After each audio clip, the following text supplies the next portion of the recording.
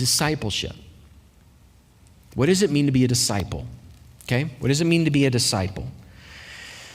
A disciple is a person who believes in Jesus and patterns their life after his. Disciple is someone who believes in Jesus, but also patterns their life after his.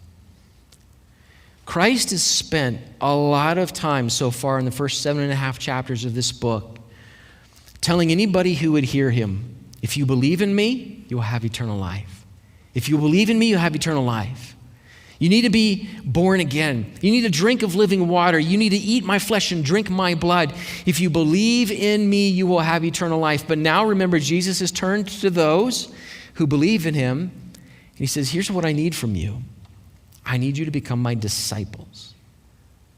So it's those who believe in him and those who begin to actually pattern their lives after Jesus Christ. Discipleship is so much more than just mental agreement or mental assent about some details being true. It is the rearranging of our lives around Jesus Christ. Later on again in chapter 10, he's going to say, I've come to give you life abundantly. How does that happen? Well, it happens by magic. No, it doesn't happen by magic.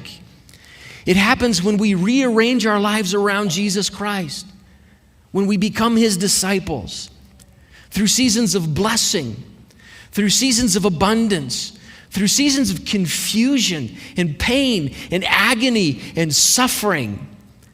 We rearrange our lives around Jesus Christ, what he has said and what he has done and what he has asked of us.